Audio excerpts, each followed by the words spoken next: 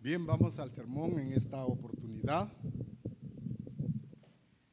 La séptima bienaventuranza dice en Mateo 5:9 lo siguiente. Este es el título del sermón, por eso lo vamos a leer. Mateo capítulo 5, versículo 9. Mateo 5:9. Bienaventurados los pacificadores, porque ellos serán llamados hijos de Dios. El título del sermón, entonces, bienaventurados los pacificadores. El propósito que persigo al exponer este tema es explicar que la paz, para ser pacificador, primero tengo que tener paz, ¿verdad? Que es parte, es un derivado. Entonces, el propósito es explicar que la paz es el fruto de la aplicación de la justicia de Dios. Vean, la paz es el fruto de la aplicación de la justicia de Dios en nuestra vida. Entonces, ese es el elemento, ese es el fruto del Espíritu Santo identificado como paz. Por lo tanto, ahora todos vamos a hacernos dueños de la paz, pero para poder adquirirla debemos de recordar, si queremos tener paz en nuestras vidas, debemos dejar de aplicar los principios sociales, económicos o políticos. Debemos en su lugar aplicar la justicia de Dios en nuestras vidas. La aplicación de la justicia de Dios en nuestras vidas nos va a brindar como resultado tener paz, que viene siendo uno de los frutos del Espíritu Santo, para poder alcanzar este objetivo. Entonces, al finalizar el sermón, saldremos convencidos de que tenemos que ser pacificadores, porque previamente somos personas individuales que rebosamos de paz. No podremos ser pacificadores si no tenemos paz, ¿sí? Entonces, la idea de la paz es algo común en la Biblia. Este tema es muy común en la Biblia. Las escrituras comienzan allá en Génesis, capítulo 1, 2 y 3. Allí están. La paz en el huerto del Edén. La paz que existió en el huerto del Edén en tanto Adán y Eva aplicaban la justicia de Dios en sus vidas. Hubo un tiempo que no lo podemos saber específicamente de cuánto tardó, pero hubo un tiempo en el huerto del Edén en el que el fruto de la aplicación de la justicia de Dios en la vida de Adán y Eva proveyeron de un ambiente de paz. La Biblia inicia con ese tema para que lo advirtamos. Y también termina en Apocalipsis, en los últimos capítulos, con la paz por toda la eternidad, cuando venga el reino de Dios. Vean entonces, la Biblia abre con el tema de la paz y cierra con el tema de la paz, ¿ya? Por toda la eternidad. Pero ¿qué interrumpió la paz en el huerto del Edén? ¿Qué alteró ese estado de paz? Fue el pecado. El pecado del hombre interrumpió la paz en el huerto del Edén, ¿ya? Pero cuando Cristo regrese a la tierra, traerá a él el título de príncipe de paz, para instaurar un reino otra vez de paz. Aproximadamente hay 400 menciones de la paz en la Biblia. Y Dios se llama a sí mismo Dios de paz. Estoy enfatizando la paz para poder alcanzar la bienaventuranza de bienaventurados los pacificadores, ¿ya? Porque ellos serán llamados hijos de Dios. Entonces, enfatizamos, Dios es un Dios de paz. Pero ¿qué vemos a nuestro alrededor? En el mundo no existe la paz, debido a dos grandes motivos. ¿Por qué no hay paz en la sociedad, en las naciones o en el mundo? Número uno, debido a la oposición de Satanás. La primera causa que rompe, que interrumpe la paz, la oposición sistemática del Dios de este mundo llamado Satanás. Y el segundo motivo por el cual no existe paz en el mundo es la desobediencia de nosotros los hombres y mujeres a la justicia de Dios. La desobediencia del hombre y la oposición de Satanás son dos motivos por los cuales no hay paz, no existe paz. Entonces, ahora vamos a entrar un poquito más específicamente. Bienaventurados los, ¿qué? Los pacificadores, porque ellos serán llamados hijos de Dios. Esa es la bienaventuranza que tenemos. Jesús, en este sermón grande que está dando, Jesús dijo que Dios ha prometido bendecir a las personas que sean sus emisarios de la paz. Dios promete bendecir a aquellos hombres y mujeres que sean agentes de paz. En otras palabras, Dios tiene reservada una gran cantidad de bendiciones para un cuerpo, para un conjunto de personas que constituyan un cuerpo de paz. ¿Ya? Es una promesa que Dios tiene escrita allí en la palabra de Dios. Pero lo que vemos en nuestra realidad, no tenemos paz a nivel político, no tenemos paz a nivel económico, no hay paz social en el mundo, no hay paz en los hogares, no hay una paz doméstica, no hay paz en los matrimonios, no hay paz en las instituciones educativas, y así podemos ver rápidamente el mundo que nos rodea, y la respuesta es que no hay paz, no hay paz. ¿Por qué? Porque no poseemos la habilidad necesaria para llevarnos bien los unos con los otros. Nuestra naturaleza humana está siendo influenciada por Satanás, y él es el que instiga a que haya pleitos, a que haya enemistad, elimina la paz de la mente de las personas. Viéndolo así, podemos decir, toda relación social es frágil. Toda relación social. Esa amistad, esa paz que usted tiene con su amigo o su vecino, es frágil. Es frágil. Vemos en el mundo que hay personas que están padeciendo enfermedades mentales, enfermedades emocionales. ¿Por qué? Porque el hombre y la mujer no tienen paz en sí mismos.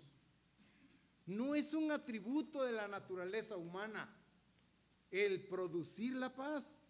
Y recuerden los dos obstáculos: Satanás como una fuerza poderosa espiritual que quita la paz de la mente y el corazón de las personas, y mi desobediencia a la justicia de Dios elimina la paz. Pero Dios dice: bienaventurados los pacificadores, porque ellos serán llamados hijos de Dios. Dios nos está prometiendo que nos bendecirá de una manera especial si llegamos a cumplir el papel de pacificadores. Pero para entenderlo a plenitud, vamos a enumerar 5 factores que hay que tomar en cuenta. Para que usted y yo seamos pacificadores, necesitamos confirmar 5 conceptos importantes. El primero de ellos, vamos a absorber correctamente el significado de la paz, para luego cumplir la misión de ser pacificadores. El significado de la paz, tal como Dios la ve, tal como Dios conceptúa este elemento. Para Dios, la paz es mucho más que la ausencia de algo, la carencia de algo. La paz, desde el punto de vista de Dios, es la presencia de la justicia divina, es la presencia de la justicia de Dios en la vida del ser humano. Ese es el concepto central de lo que es la paz. La presencia de la justicia de Dios va a provocar buenas relaciones interpersonales, correctas, tal como deben de ser. Entonces, la paz no es sencillamente detener la guerra. No es eso. La paz es crear la justicia, formar la justicia, cimentar la justicia de Dios en nuestras vidas. Vean entonces el recurso.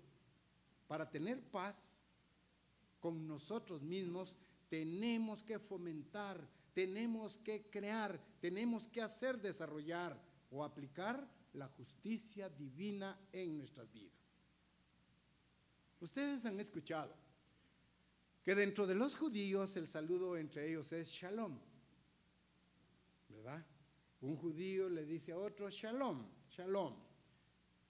Pero ese shalom no quiere decir te deseo que no tengas guerras o problemas.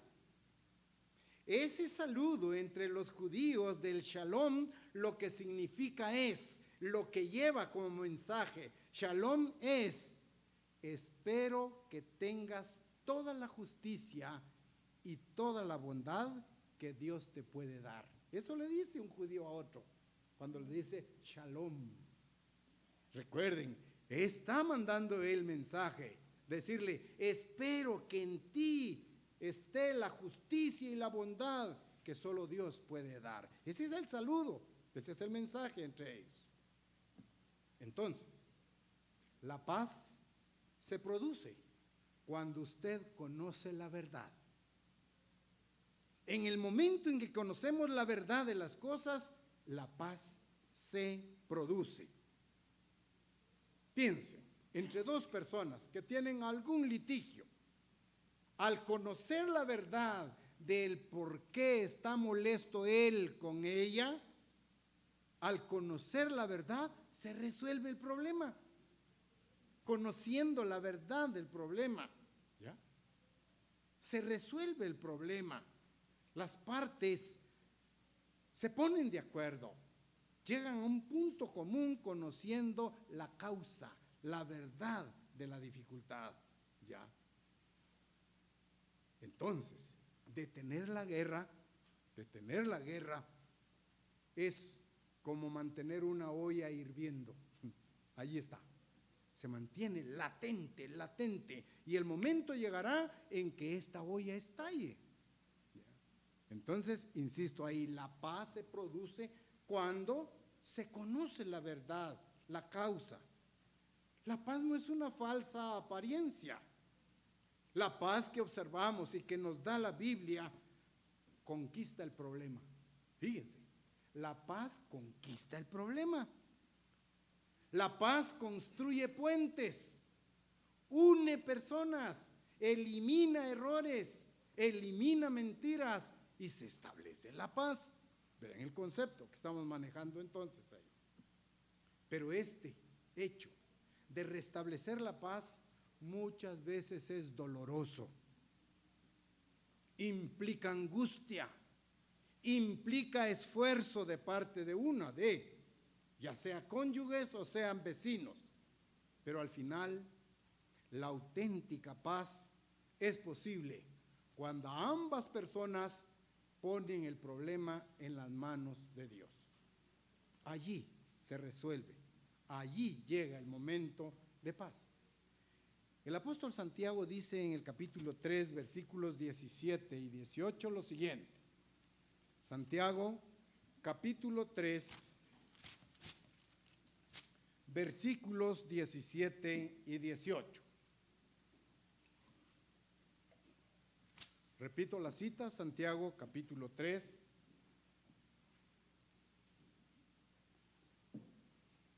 versículos 17 y 18.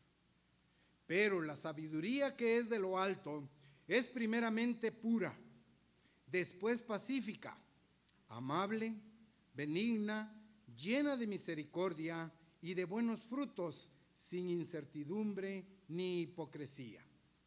Versículo 18. y el fruto de la justicia se siembra en paz para aquellos que hacen la paz. Vean el proceso. El fruto de la justicia se siembra en paz. Entonces, entendemos esa dependencia entre justicia y paz. Si hay justicia, va a haber paz. Y la Biblia dice, todos tus mandamientos son justicia. Entonces, ¿qué estamos captando? La aplicación en nuestras vidas de la justicia, pero materializada en los 10 mandamientos, me va a brindar un estado de paz. ¿Eso? La aplicación de la justicia en mi vida me va a proveer paz. Voy a estar en paz en tanto esté obedeciendo la ley de Dios. Vean el meollo, lo importante de este mensaje.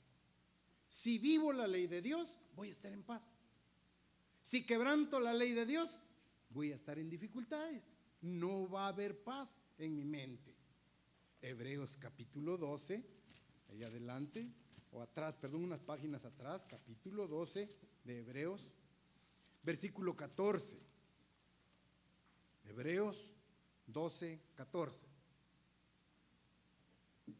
El consejo dice: seguid la paz con todos y la santidad, sin la cual nadie verá al Señor. Vean la condición. El consejo es: sigamos la paz. Pero ahora estoy comprendiendo que la paz es un estado mental que proviene de la aplicación de la justicia en mi vida. Ahora el consejo dice: seguid la paz.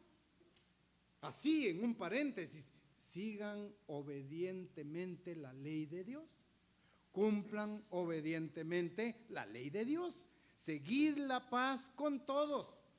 Cuando yo vivo la ley de Dios, mi relación con el vecino, con el prójimo, va a ser en un ambiente de paz, comprensión, amabilidad, bondad. Dice: sigan la paz con todos. ¿Y qué más debemos de seguir? ¿Qué otro valor se menciona? Y la santidad. Ser santos es apartados para un uso especial. ¿Sí? Personas apartadas para un uso especial.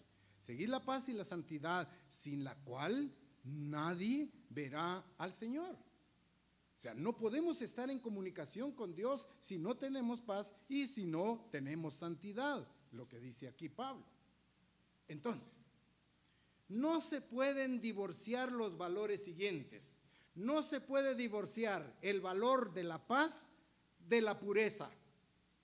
Paz y pureza son dos elementos que se complementan el uno con el otro. No podemos separarlos. No podemos aislar a la paz y tampoco a la pureza. Si hay paz, hay pureza.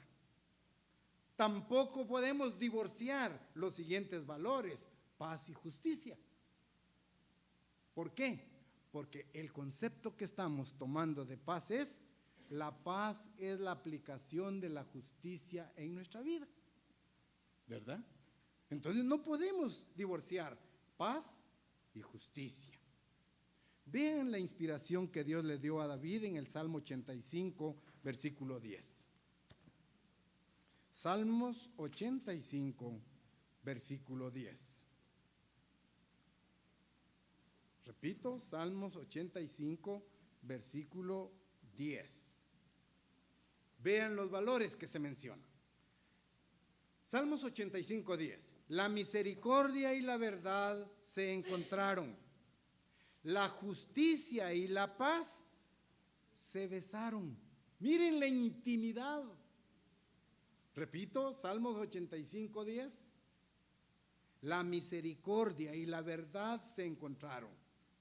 La justicia y la paz se besaron.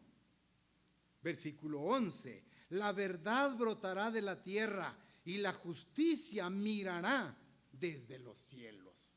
Vean esos valores que se están manteniendo. Pero en Mateo capítulo 10, versículo 34, tenemos una escritura que contrasta con esta bienaventuranza. Mateo capítulo 10, versículo 34. Escuchemos lo que Jesucristo dice aquí en Mateo 10, 34. No penséis que he venido para traer paz a la tierra. No he venido a traer paz, sino espada. ¿Cuál era el enfoque de Jesucristo al expresar este pensamiento? ¿Sí? Venimos diciendo que la paz es la aplicación de la justicia divina en nuestra vida. Pero Jesucristo ahora aquí nos da, un golpe. ¿Sí? Nos pone o nos desbalancea. No penséis que he venido para traer paz a la tierra. No he venido para traer paz, sino espada. Él no vino para traer paz a cualquier precio. Ese es el enfoque. Jesucristo sabía que tendría que haber una lucha previa para poder imponer la paz. Por ejemplo, si usted le habla la verdad a un amigo, ¿esto va a producir división? ¿Sí? Si usted le habla con la verdad al amigo, le dice, amigo o X, yo veo que vas por mal camino. Me tomo el tiempo para poderte decir que he considerado tu sistema de vida, tu estilo de vida, y yo pienso que vas mal en relación a la ley de Dios. Eso crea división. Eso molesta. ¿Ya? No va a haber paz en esa amonestación. Cuando hablamos con la verdad, vamos a tener ciertas reacciones molestas. ¿Ya? Quizás se crea desorden, pero la verdad duele. Y eso provoca molestias, provoca desorden, provoca incluso huir. ¿Ya? Pero no se puede evitar. Jesucristo fue muy directo y respetaba y amaba al ser humano, pero les decía, hipócritas. ¿Sí? Hipócritas. ¿Sí? Que por fuera se ven bien, pero por dentro andan mal. Su interior anda mal. ¿Sí? Pero no lo hacía con un odio exagerado. Estaba allí. Entonces, vuelvo a la bienaventuranza. Bienaventurados los pacificadores, porque ellos serán llamados hijos de Dios. Ahora hemos actualizado el concepto de paz. Ahora actualizo que la paz no es más que la aplicación de la justicia en mi vida. Y cuando estoy viviendo de acuerdo a la ley de Dios, entonces voy a tener paz. Este elemento, este fruto del Espíritu Santo implica que tenemos que resolver el conflicto con la verdad. Con la verdad. Tenemos que hacer brillar la verdad para alcanzar la justicia de Dios. Bien, entonces tenemos ya el primer concepto. La paz es la aplicación de la justicia de Dios. Ahora veamos, ¿cuáles son las amenazas en contra de la paz? ¿Cuáles son los problemas que encuentra la paz? ¿Cuál es el obstáculo para la paz? Para poder encontrar la respuesta, los invito a retomar el concepto de paz. ¿Qué es la paz? La paz es la aplicación de la justicia y la verdad. Muy bien, eso es. Si usted tiene paz es porque usted está aplicando o viviendo de acuerdo a la justicia y a la verdad. Ahora bien, ¿cuáles son los obstáculos para la paz? Y encontramos que la amenaza para la paz es el error y la mentira. Dos antivalores. Porque si la paz proviene de la justicia y la verdad, ahora lo contrario a la justicia y a la verdad constituyen el error y las mentiras. Estos dos antivalores minan, dañan la paz. Jeremías 17:9 dice al respecto. Jeremías capítulo 17, versículo 9. Los antivalores entonces son el error y la mentira. Estos son venenos, por decirlo así. Rechazan, dañan la paz, eliminan la paz, error y mentira. Jeremías dice en el versículo 9 del capítulo 17, engañoso es el corazón más que todas las cosas y perverso. ¿Quién lo conocerá? Vean la pregunta. Engañoso es el corazón, la mente del ser humano. Engañoso es el corazón más que todas las cosas y perverso. Engaño y perversión se unen allí, ¿ya? Para definir la mente del ser humano, para definir el corazón del ser humano. Engañoso. Entonces, ¿cómo se manifiesta un corazón malvado? ¿Cuáles son sus frutos? El engaño y la perversión. Jeremías dice, engañoso es el corazón. Escuchemos a otro profeta de nombre Isaías. ¿Qué dice Isaías? 48, versículo 22. Isaías 48, 22. Recuerden lo que dice Jeremías. Engañoso es el corazón más que todas las cosas y perverso.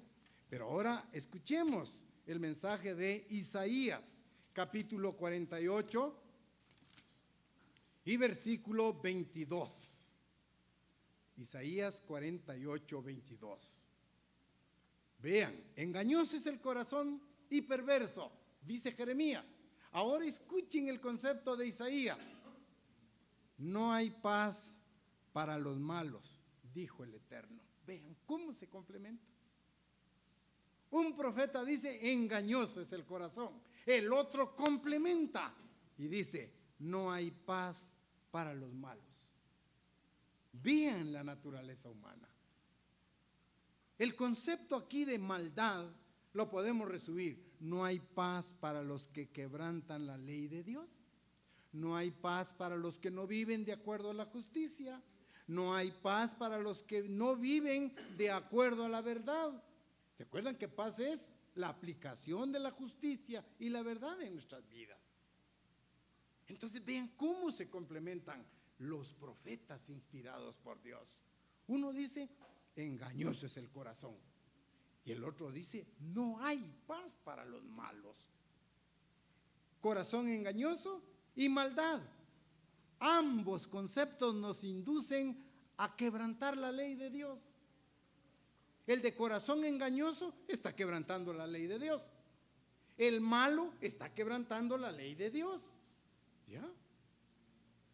Por tanto, con lo que tenemos que luchar el diario vivir, con lo que tenemos que enfrentarnos todos los días, es con un hombre o con una mujer corrompida, mala, perversa. Hablo de mi naturaleza humana. Con ella tengo que luchar todos los días. Una naturaleza engañosa, mala. ¿Sí? Ese es el diario vivir. Una mente del cual emanan pensamientos malos. Un corazón engañoso que nunca va a producir paz, justicia, ni verdad. Necesito un agente externo para que esta mente produzca paz, para que esta mente llegue a tener santidad y justicia. Santiago capítulo 3, versículo 18 menciona. Santiago capítulo 3, versículo 18. Y el fruto de la justicia se siembra en paz para aquellos que hacen la paz. Vea, contrario a un corazón engañoso, contrario a un hombre lleno de maldad, dice, el fruto de la justicia se siembra en paz para aquellos que hacen la paz. ¿O qué? Estoy hablando de los pacificadores. Entonces, si dos personas están peleando, si dos personas tienen distintos conceptos de un mismo objeto, Si dos personas tienen dos enfoques diferentes, la causa es el pecado. Así lo ve Dios. Esa diferencia entre dos hermanos, dos primos, dos miembros de la iglesia, dos vecinos, dos trabajadores de la misma empresa que están en pugna es por causa del pecado. Si se elimina el pecado, se acaba la pelea. Véanlo tan fácil. Pero necesitamos saber dónde está fallando el uno y dónde está el otro para reconciliarnos, para ser pacificadores, para ser las personas que hacen, que tienden el puente. ¿Ya? Los pacificadores entonces son personas que logran traer a las personas que están en pleito a un estado de paz. ¿Ya? A reconciliarlos. A eso se refiere la bienaventuranza. Bienaventurados los pacificadores. Pero usted no puede ser pacificador si antes no tiene paz. No podemos dar lo que no tenemos. Si yo vivo en conflicto y guerra, no puedo ser pacificador. Si tengo un corazón engañoso, no puedo ser pacificador. Si tengo pensamientos de maldad, no puedo unir a estas dos personas que tienen conflictos para cumplir con la bienaventuranza. Ahora bien, si usted tiene justicia, pureza y santidad, hay paz. Vean los valores. Repito, si tenemos en nuestra vida justicia, pureza y santidad, estos tres valores me van a dar, me van a alcanzar la paz. Logro tener paz si hay justicia, pureza y santidad. El resultado es paz. Utilicemos esos tres mismos valores. Si hay justicia, si hay pureza y hay santidad en mi matrimonio, ¿qué va a haber? Paz. Vean ahora la causa de los problemas en el matrimonio. Si no hay justicia, si no hay pureza y si no hay santidad en el matrimonio, no hay paz. ¿Se entiende, verdad? Miren esos valores tan importantes. Y eso se aplica, si no hay justicia, si no hay pureza y no hay santidad, no hay paz en la nación, no hay paz en el departamento, no hay paz en la colonia. Si no hay justicia, no hay pureza y no hay santidad. Se extiende eso. Es como una onda que al tirar una piedra en el agua, primero y segundo, y se va expandiendo. ¿Ya? Necesitamos entonces vivir con el concepto de justicia, pureza y santidad. Esos valores me van a dar un estado de paz. Y ya en ese estado de paz, yo voy a ayudar a que las partes en conflicto restablezcan la paz. Pero llenos de paz nosotros, vamos a ser pacificadores. ¿Se entiende? ¿Va? Tengo la paz necesaria, entonces puedo unir puentes, puedo apoyar, puedo aconsejar para que ambas partes limen asperezas, para que cada uno vea su error y juntos, hablo de la iglesia, y juntos lleven el problema y los coloquen en las manos de Dios y el problema se resuelve. Suena sencillo. Entonces, la iglesia tiene que predicar el verdadero evangelio, el evangelio de la paz, para que los hombres y las mujeres puedan tener paz con Dios. Si usted vive en justicia, usted está en armonía con Dios, le está obedeciendo a Dios, y entonces esto le va a dar paz. ¿Vean? Una paz con Dios. Jesucristo fue el hombre más pacificador que haya existido. Pero, pregunto, ¿evitó el conflicto? Repito, Jesucristo fue el más grande de los pacificadores, pero ¿evitó el conflicto? La respuesta es difícilmente. La respuesta es no, no evitó el conflicto. ¿Qué condujo a los hombres a crucificar a Jesucristo? ¿Por qué mataron a Jesucristo si él hablaba con la verdad? ¿Qué argumentos tenían para poder matarlo, abofetearlo? ¿Qué hizo para que lo mataran? Jesucristo fue el más grande pacificador, capten bien, pero no evitó el conflicto. Su palabra era la verdad, y la verdad duele, y la verdad molesta, y la verdad carcome. Y esa fue la reacción de los judíos. ¿Ve? Ustedes se creen hijos de Abraham, muy bien, pero están fallándole a Abraham. Jesucristo les hablaba abiertamente, y esto ellos cuando Jesucristo sana a un enfermo le dice: tus pecados te son perdonados. Y los judíos: ¿y este blasfemando? ¿Era verdad o mentira? Jesucristo estaba perdonándole sus pecados. Y ellos dijeron: solo Dios puede perdonar los pecados, por eso matémoslo. Vean, un gran pacificador muere crucificado en la cruz. ¿Ya? Entonces no evitó el conflicto. Así, en esa circunstancia, hombres y mujeres pueden ir de religión en religión, pueden ir de lugar en lugar y nunca hallar la paz. Pueden ir deambulando, turistas espirituales en la organización A, B, C, D, E, y llegan a la Z y no encuentran paz. Están ahí. Pueden ir de religión en religión y no encuentran paz. ¿Por qué? Porque la paz no se halla en mi razón humana, porque su paz no la va a encontrar en su mente humana. Se necesita del apoyo espiritual de Dios. Se necesita aplicar la justicia de Dios en su vida, y esa aplicación de la justicia de Dios nos va a dar paz. Entonces vamos a estar en paz con Dios, en paz consigo mismo, y voy a estar en paz con mi prójimo.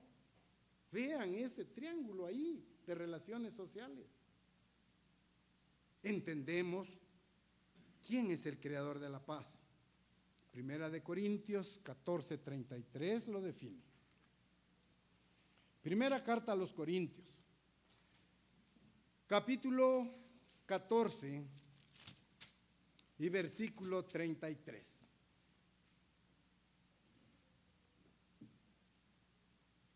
Primera carta a los Corintios, capítulo 14, versículo 33. Estamos en la pregunta: ¿quién es el creador de la paz? Pues Dios no es Dios de confusión, sino de paz. Vean, ¿quién es el creador de la paz? Repito, pues Dios no es Dios de confusión, sino de paz, como en todas las iglesias de los santos. Entonces, ¿cuál es la fuente de la paz? El apóstol Pablo, inspirado, está diciendo aquí que Dios no es un Dios de confusión.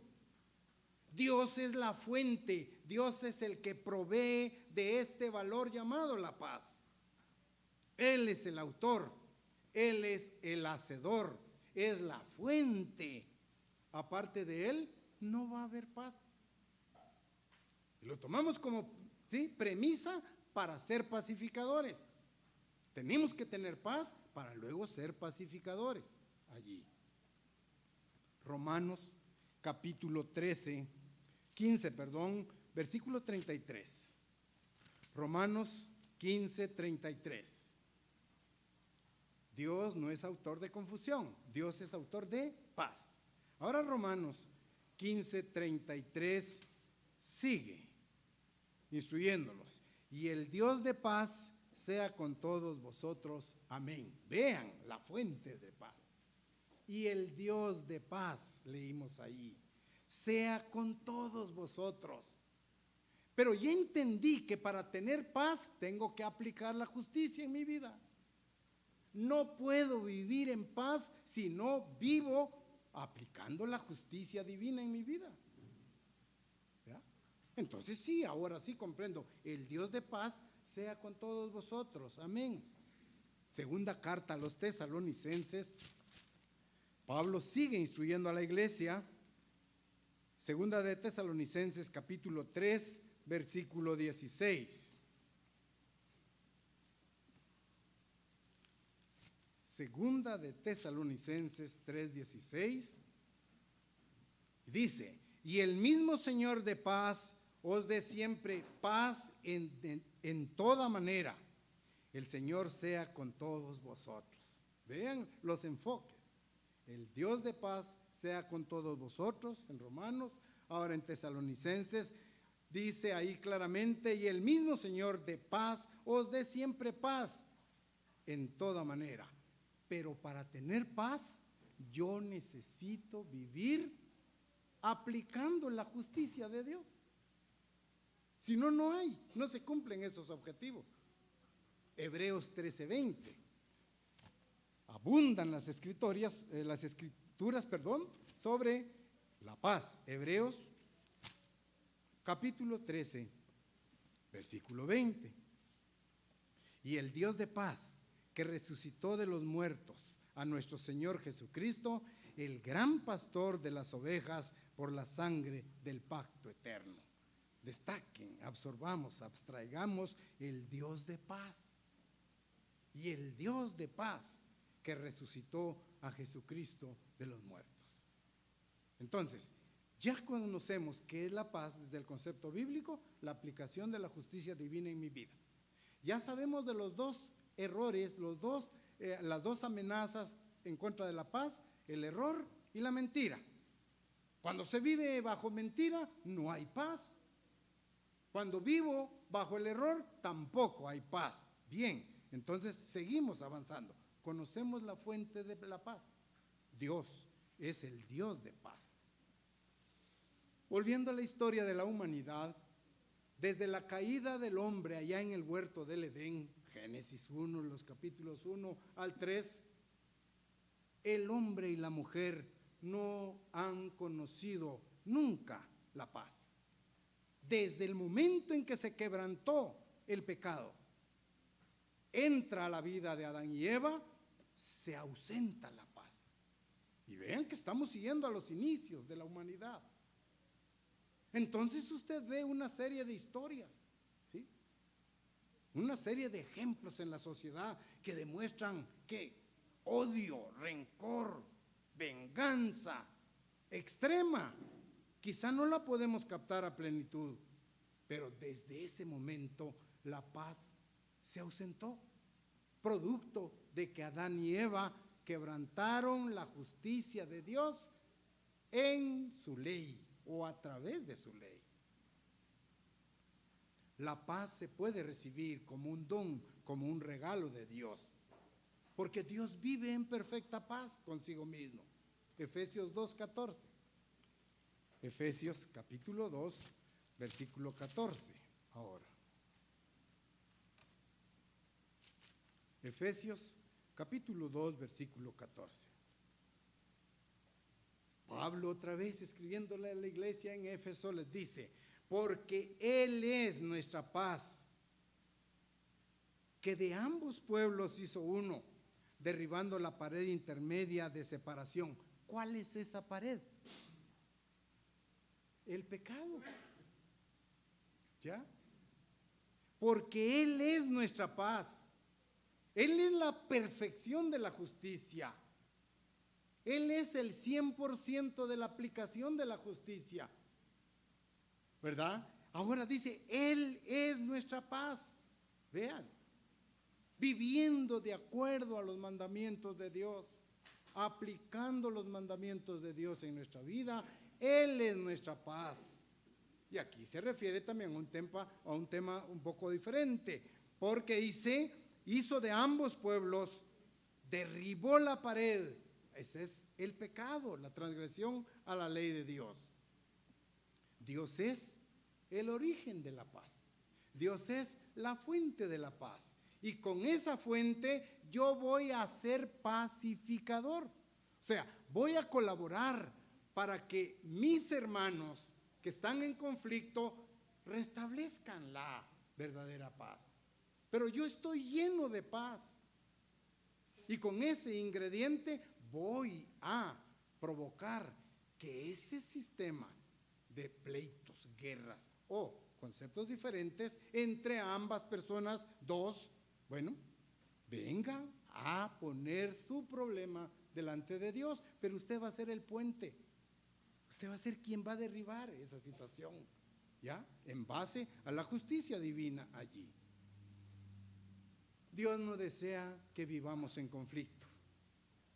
Dios no desea que vivamos en guerra matrimonial, en guerra de los vecinos, en guerra de nuestro pueblo, en guerra del mundo. Dios no desea eso.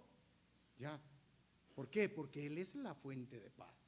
Vean qué dice Jeremías una vez más en el capítulo 29 ahora, versículo 11.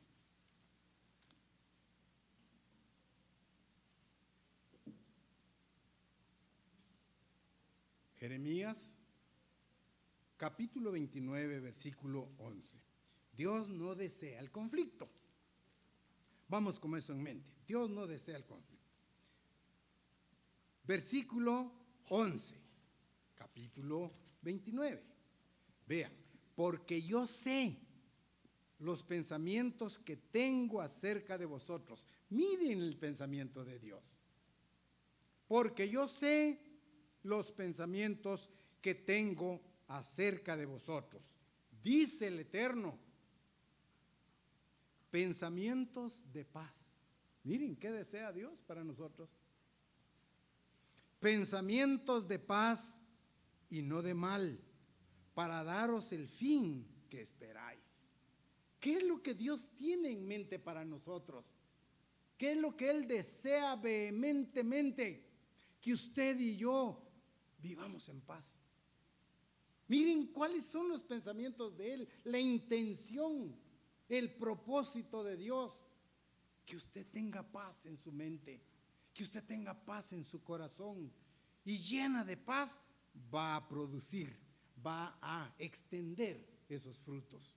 Va a ser pacificador, va a unir, ¿sí? Va a ser el puente de enlace entre las dos personas que están en litigio. Pero no podemos si no tenemos paz. Vean cómo piensa Dios. Sus pensamientos acerca de vosotros son pensamientos de paz y no de mal. Dios no quiere que nosotros vivamos mal, que vivamos en guerra, que vivamos en conflicto, en choque constante. Jesucristo dice ahora en Juan capítulo 16, versículo 33. Ya conocimos la actitud del pensamiento de Dios. Dios tiene pensamientos de paz. Busca nuestra paz, nuestro bienestar. Ahora Jesucristo dice en Juan 16, versículo 33. Estas cosas os he hablado para que en mí tengáis paz. Vean, en el mundo tendréis aflicción, pero confiad, yo he vencido al mundo. Las primeras frases son impresionantes, el consejo, el deseo. Estas cosas, viene de dar un sermón en todo el capítulo 16. Está allí escrito, recomendaciones, instrucciones, amonestaciones, y concluye: todas estas palabras os he hablado para que en mí tengáis paz. Solo en los brazos de Jesucristo podremos encontrar ese elemento tan, pero tan rebuscado. Paz. En mí tendrás paz. Porque en el mundo van a tener problemas, dificultades. Porque el mundo vive quebrantando la ley de Dios a diestra y siniestra. ¿Sí? Los mandamientos de Dios ya no se toman en cuenta. En las escuelas se ha prohibido la lectura de la Biblia. Se ha prohibido invocar el nombre de Dios en las grandes culturas, pero vean el deterioro moral. y hacia dónde van. ¿Sí? En el mundo no vamos a encontrar paz. Jesucristo dice claramente lo que he instruido, ¿qué ha dicho? Veamos. Por ejemplo, ¿qué venía diciendo en todo el capítulo 16? Veamos el versículo 13 ahí mismo. Juan 16, 13. Pero cuando venga el Espíritu de verdad, Él os guiará a toda la verdad, porque no hablará por su propia cuenta, sino que hablará todo lo que oyere y os hará saber las cosas que habrán de venir. De eso está hablando Él. Y concluye en el 33, todo lo que he hablado ahí, ¿sí? Todo, hasta ahí llega la conclusión que tenemos claramente de parte de Dios. Entonces, si no tenemos paz nosotros con Dios, consigo mismo o con nuestro prójimo, nunca vamos a ser merecedores de la bienaventuranza que estamos estudiando. Porque ahí leímos, bienaventurados los pacificadores, porque ellos serán llamados hijos de Dios. Así que en el mundo puede haber mucha maldad. En el mundo puede haber mucha ansiedad, pero Jesucristo nos ofrece un remanso de paz, ¿sí? Jesucristo nos ofrece llenar, sacar de nuestra mente la maldad e introducir el elemento de la paz, porque Él es el príncipe de paz. ¿Ya? Siguiente elemento que tenemos que tener en cuenta. Dijimos ya el concepto de paz, uno, los enemigos de la paz. Ahora, ¿para qué nos llama? ¿Cuál es el papel de nosotros? Debemos de ser mensajeros de paz. Debemos ser mensajeros de paz. Primera carta a los Corintios, capítulo 7, versículo 15. Primera de Corintios, capítulo 7, versículo 15. Nosotros como miembros de la iglesia tenemos que ser mensajeros de la paz. Versículo 15. Y a los demás yo digo, no el Señor, perdón, estoy en el 15, en el 12 estaba leyendo. Pero si el incrédulo se separa, sepárese, pues no está el hermano o la hermana sujetos a servidumbre en semejante caso, sino que a paz nos llamó Dios. Vean, a paz nos llamó Dios. Y ahora esto sí va directamente a cada uno de nosotros. La pregunta la invierto. ¿A qué lo llamó Dios a usted en la iglesia? A paz. Entonces usted está ahora asimilando. Yo soy un mensajero de paz. Yo debo ser de aquí en adelante un mensajero de paz, porque Dios me llamó a paz, para ser mensajero de paz, para cumplir, bienaventurados los pacificadores.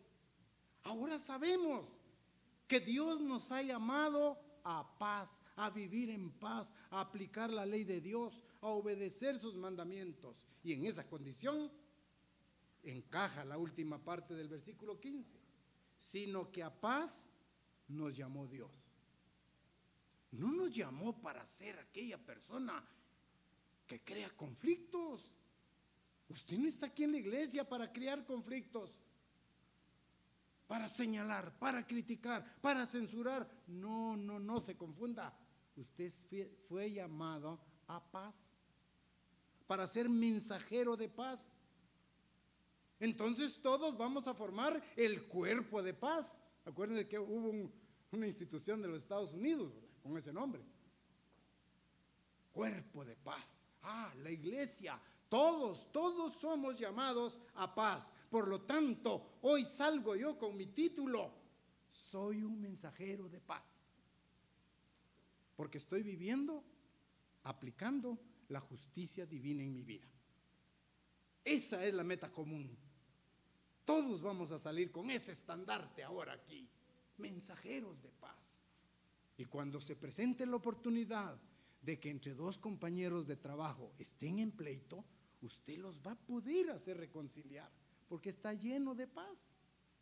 ¿Sí? Está lleno de paz. A paz nos ha llamado Dios, no a conflictos. Segunda de Corintios, ahora, capítulo 5, versículos 18 al 20. Segunda de Corintios 5, 18 al 20. Vamos a leer esos versículos.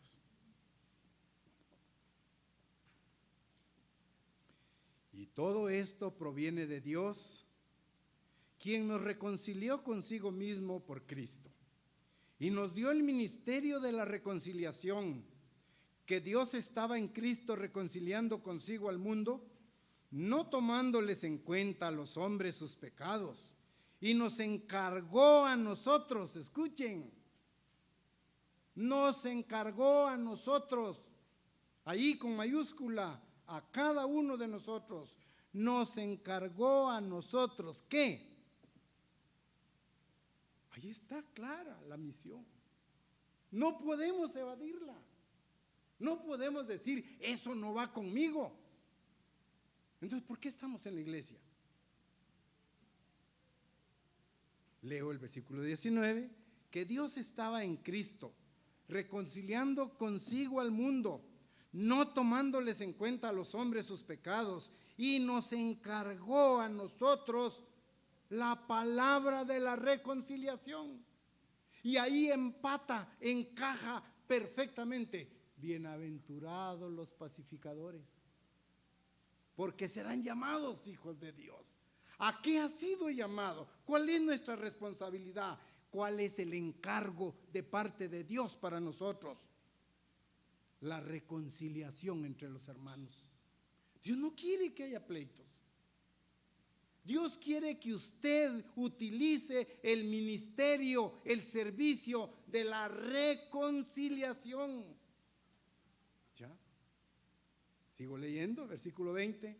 Así que somos embajadores en el nombre de Cristo, como si Dios rogase por medio de nosotros.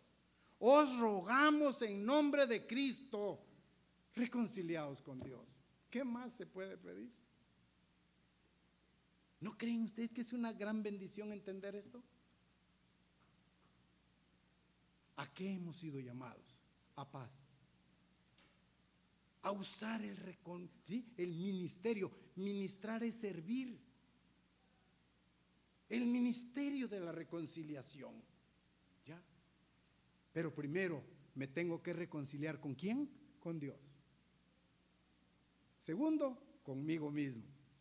Y tercero, con mis hermanos, con mi prójimo, con mi compañero de trabajo, con mi cónyuge, porque hay problemas,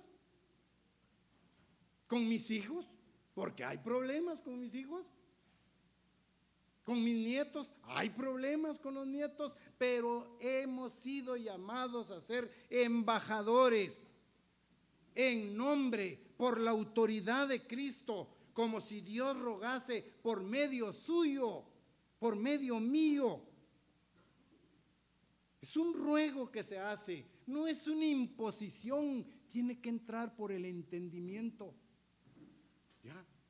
Usted no se ve obligado a guardar la ley de Dios, su entendimiento lo induce obedientemente a guardar. Dice, sí, es cierto, es benéfico para mí, me va a dar muchas bendiciones, y no por obligación, sino pues como un acto volitivo. Ya, entonces dice claramente, somos embajadores en nombre de Cristo, como si Dios, fíjense, como si Dios rogase por medio de nosotros. Os rogamos en el nombre de Cristo. ¿Qué es? Número 1, reconciliaos con Dios. Ahí está el punto número 1. Si no nos reconciliamos con Dios guardando su ley, estamos en conflicto con Dios. Si quebrantamos la ley de Dios, estoy peleado con Dios. ¿Se entiende? Me pide, reconcíliese. Vea, Dios es un dador alegre. Dios quiere lo mejor para usted. Dios es paz. A paz nos ha llamado. Reconcíliese con Dios, pero que entre por el conocimiento, y ese conocimiento me induce a obedecer. ¿Ya? Ese es el mensaje que se tiene. Entonces, ahora, si yo soy un embajador del ministerio de la reconciliación, ahora dice: bienaventurados los pacificadores. Vean la dicha, la felicidad, la bendición que Dios va a derramar. Bienaventurados los pacificadores, porque ¿cuál es el resultado de ser pacificador? Yo y usted seremos llamados hijos de Dios. Tendremos los genes espirituales de Dios. Eso es. ¿Ya? Naceremos dentro de la familia Dios. Tendremos vida eterna como Dios. ¿Ya? Seremos llamados hijos de Dios. Colosenses 3:15. Está adelantito, capítulo 3, versículo 15.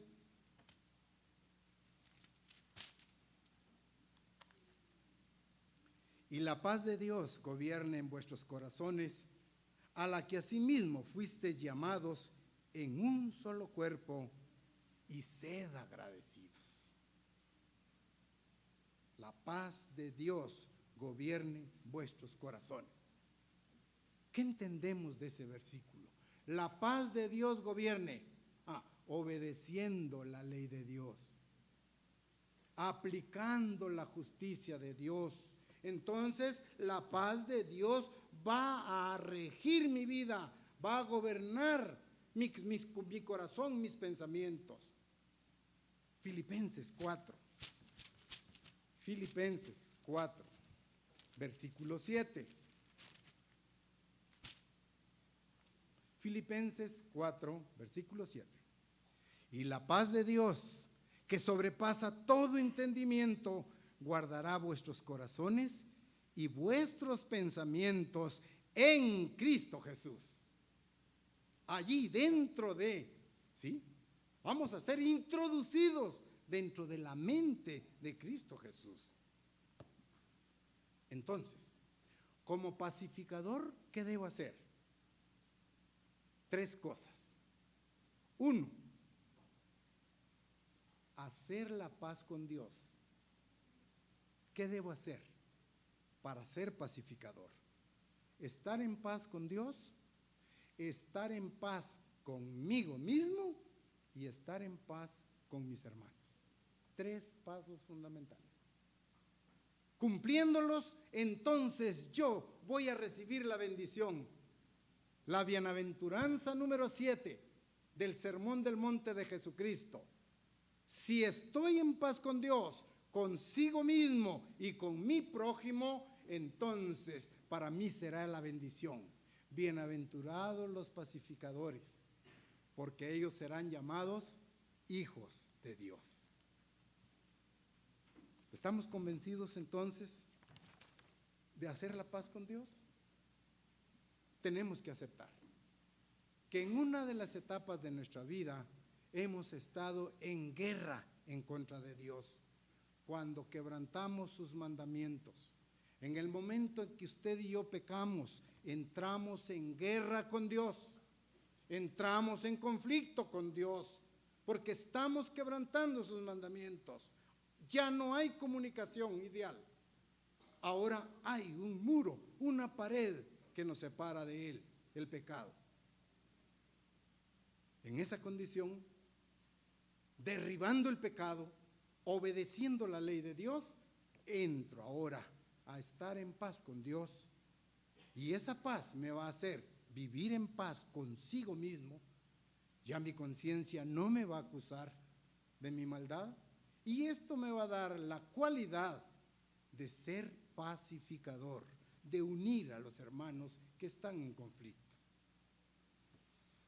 Mateo 5, 23 y 24 establece la prioridad para poder estar en la iglesia.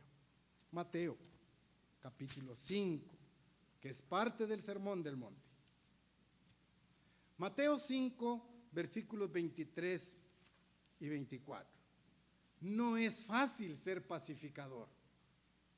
No es fácil construir puentes entre dos personas que están en problema. Vean lo que dice Jesucristo.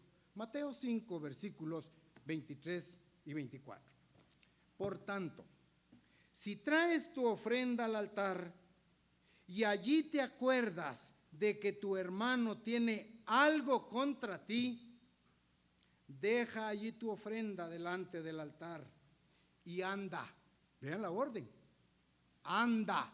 ¿A quién le está diciendo? ¿A mí? ¿A usted?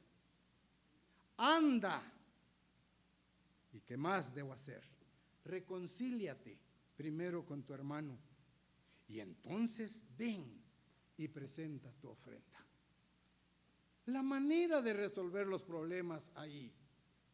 ¿Es fácil ser pacificador? No, es difícil, duele. ¿Sí? Hay momentos de angustia previos al ministerio de la reconciliación. Entonces, Dios no quiere que vengamos a la iglesia. Dios no quiere que le vengamos a adorar. Si hay problema con uno de nuestros hermanos aquí, sus cantos no los escucha Dios. Nuestras oraciones no las va a escuchar. Deje ahí su altar, frente al altar. Dios no quiere eso. No quiere que vengamos a la iglesia y que le adoremos si sabemos que hay alguien que tiene algo en contra de nosotros. Jesús nos dice claramente ahí, anda, deja ahí tu ofrenda y reconcíliate con tu hermano y después ven a adorarme como yo debo ser adorado. Eso es ser pacificador. ¿Ya? Entonces no es convencionalismo, no es apariencia, no es una vida de hipocresía. Demostraremos ser hijos de Dios si somos verdaderamente pacificadores. Y así vamos a llegar a amar incluso a nuestros enemigos. Porque eso es lo más difícil. Yo amo al que me ama. Fácil. ¿Ame a su enemigo? Eso es duro, doloroso. Pero si me hizo esto aquí, allá, y saca usted y le pone color y descripción. No es el momento. Dice, amad a vuestros enemigos. Esa es la orden. No es una sugerencia. Amad a vuestros enemigos. Entonces, esta bienaventuranza que hemos estudiado dice que los pacificadores son felices, dichosos, bienaventurados, porque ellos serán llamados hijos de Dios. Y solo como reflexión, ¿ha considerado usted qué implica ser hijo de Dios? Valore, evalúe, ¿qué es llegar a ser llamado hijo de Dios? ¿Qué implica ser llamado hijo de Dios? En el griego hay dos palabras que describen la expresión hijo. El idioma griego utiliza huios como sinónimo de hijo, pero también utiliza el griego tekna. Tekna significa descendientes, hijos descendientes. Pero Dios aquí dice, bienaventurados los pacificadores, porque ellos serán llamados hijos, del griego huios. Y huios se refiere a dignidad. Huios se refiere a honor. Huios se refiere a derecho. Entonces ahora con esos elementos parafraseemos. Bienaventurados los pacificadores, porque ellos serán llamados hijos. ¿En qué condición? Hijos valorando la dignidad, el honor y el derecho de ser llamados hijos de Dios. En la sociedad la gente dice, yo soy hijo del expresidente de Guatemala. ¿Cómo se sienten de bien?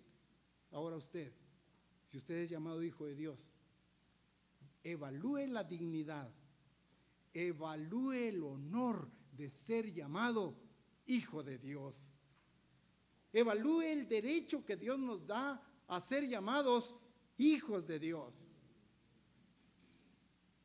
Dice que los hijos de Dios son las pupilas de los ojos de Dios. Y si usted revisa esto, la pupila es uno de los órganos más sensibles que Dios ha creado en el cuerpo. Y dice que como hijos de Dios somos los ojos de Dios, las pupilas de Dios, lo más que digno, lo más especial, lo más sensible de Dios. Eso es usted.